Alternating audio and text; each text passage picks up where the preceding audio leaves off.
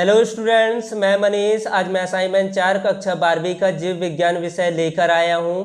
इस असाइनमेंट में दिए गए सभी प्रश्नों का उत्तर पीडीएफ लिंक के साथ डिस्क्रिप्शन बॉक्स में मिलेगा, वहां पर जाकर देख सकते हैं। अगर वीडियो अच्छा लगे तो लाइक करें, शेयर करें और सब्सक्राइब करें। अगर इस असाइनमेंट को देखें तो इसका पहला प्रश्न है, जैव नियंत्रक कारक के रूप में बैसिलस थुरिजिएसिस को कैसे इस्तेमाल करेंगे? तो इसके लिए उत्तर है, बैक्टीरिया बैसिलस थुरिजिएसिस का प्रयोग बटरफ्लाई कैटरपिलर नियंत्रण में किया जाता है। शुष्क बीजाणु यानी कि स्पोर्स सुगंधित थैली के रूप में उपलब्ध होते हैं, जिन्हें पानी में मिला दिया जाता है और इस मिश्रण को दोषपूर्ण पादपों जैसे सरसों समूह तथा फलों वृक्षों जिनकी पत्तियां कीट लार्वा द्वारा खा ली गई है पर छिड़काव किया जाता है। लार्वा की पाचन नली में टॉक्सिन निकलता है और लार्वा की मृत्यु हो जाती है। कैटरपिलर को मार देता है परंतु अन्य कीटों को हानि नहीं पहुंचाता। लगभग पिछले दशक में आनुवंशिकी अभियांत्रिकी की विधियों विकास से वैज्ञानिक बैसिलस थुरिजिएसिस टॉक्सिन जीन को पादपों में पहुंचा सके हैं। बीटी कॉटन इसका एक उदाहरण है, जिसका हमारे देश के कुछ राज्यों में उत्पन्न किया जाता है। इस तरह से इसका उत्तर को लिख सकते हैं। प्रश्न क्रमांक दूसरा की बात करें तो वाहितमल उपचार की निम्नलिखित दो विधियों में से किसे आप सही मानते हैं और क्यों?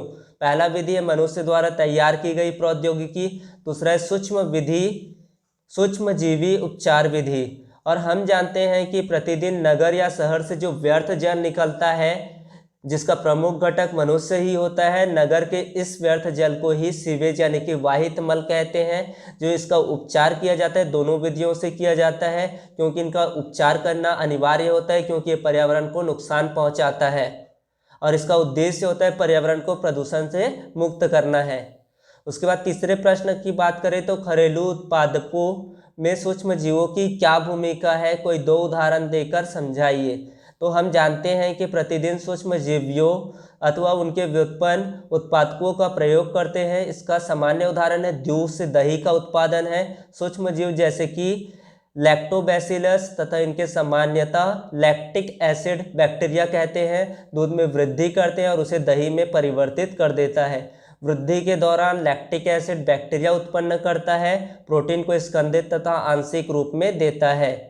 लैक्टो एसिड बैक्टीरिया होते हैं जो उपयुक्त ताप के पर कई गुना वृद्धि करते हैं। विटामिन बी की मात्रा बढ़ने से पोषण संबंधी गुणवत्ता में भी सुधार हो जाता है। इसी प्रकार ढीला ढाला आटा जिसका प्रयोग ब्रेड बनाने में किया जाता है, उसमें बेकर माइक्रोमाइसिस सरीविसी का प्रयोग किया जाता है, ईस्ट का प्रयोग किया जाता है। उसके बाद अगर प्रश्न क्रमांक 4 को देखें तो इसका प्रश्न है डीएनए का पृथक्करण कैसे करते हैं? तो इसके लिए उत्तर है डीएनए खंड का पृथक्करण एंडोन्यूक्लिक एंजाइम द्वारा डीएनए को छोटे छोटे खंडों में विभाजित किया जाता है। इन टुकड़ों को इलेक्ट्रोफोरेसिस तकनीक द्वारा अलग किया जाता है। डीएनए के इन ऋण आवेशित टुकड़ों को एनोड की तरफ भेजकर अलग कर सकते हैं। इस प्रक्रिया में एगारोज माध्यम का प्रयोग करते हैं। एगारोज जो होता है समुद्री घास से प्राकृतिक बहुलक के रूप में प्राप्त किया जाता है। डीएनए के टुकड़े में जितने छोटे होते हैं वे एगारोज जेल पर उतने ही दूर तक जाते हैं। डीएनए के इन खंडों को देखने के लिए इथिडियम ब्रोमाइड से अभिरंजित करके पराबैंगनी विकिरणों के प्रभाव में लाया जाता है। इस प्रक्रिया में छालन कहते हैं। इस प्रक्रिया को अलग किए हुए वांछित डीएनए खंड को क्लोनिंग वाहक से जोड़कर पुनर्योगज डीएनए का निर्माण किया जाता है। इस तरह से इसको समझ सकते हैं और अपने असाइनमेंट में लिख सकते हैं।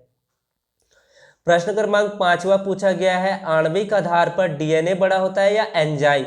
तो इसके लिए उत्तर है प्रोटीन एमिनो अम्लों से बनी होती है। प्रोटीन 20 प्रकार के अमीनो अम्लों से बनी है जो पेप्टाइड आबंधों के द्वारा जुड़ी होती है। प्रोटीन में कुल अमीनो अम्लों की जो संख्या होती है, उनके प्रकारों और उनके लगने के क्रम आदि के कारण अनंत प्रकार की प्रोटीन संभव है। प्रोटीन की औसत लंबाई होती चारों ओर से 300 है। अमीनो अम्ल का बचा कुचा पदार्थ है। एक्टिन फिलामेंट है जो हजारों एक्टिन अणुओं से बने होते हैं। डीएनए पॉलीमरेज न्यूक्लियोटाइडों से बने होते हैं। उदाहरण के लिए अगर बात करें तो सबसे बड़ा गुणसूत्र 220 मिलियन बेस पेयर लंबा है। इस प्रकार डीएनए एंजाइम से बड़ा होता है। इस तरह से इस उत्तर को लिख सकते हैं। अगर अंतिम प्रश्न की बात करें तो बायोगैस संयंत्र का नामांकित चित्र बनाइए और इसे मिथेनोजेन की भूमिका को समझाना है। तो बायोगैस उत्पादन में सूक्ष्म जीवों की भूमिका देख लेते हैं पहले। बायोगैस यानी कि गोबर गैस एक प्रकार का गैसों का मिश्रण होता है जिसमें मीथेन की उपस्थिति में होती है, जो सूक्ष्मजीवी सक्रियता द्वारा उत्पन्न होती है।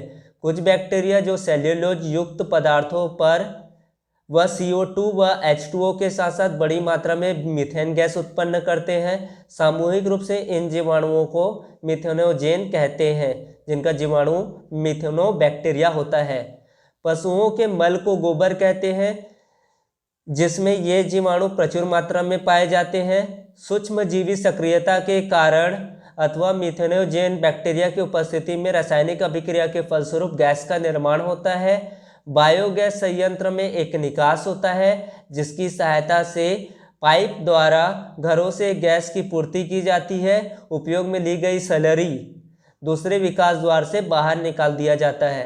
इसका जो प्रयोग होता है उर्वरकों के रूप में किया जाता है। इस तरह से इसके उत्तर को दर्शा सकते हैं और बायोगैस संयंत्र का ये नामांकित चित्र है जिसको भी बनाना है इस प्रश्न में।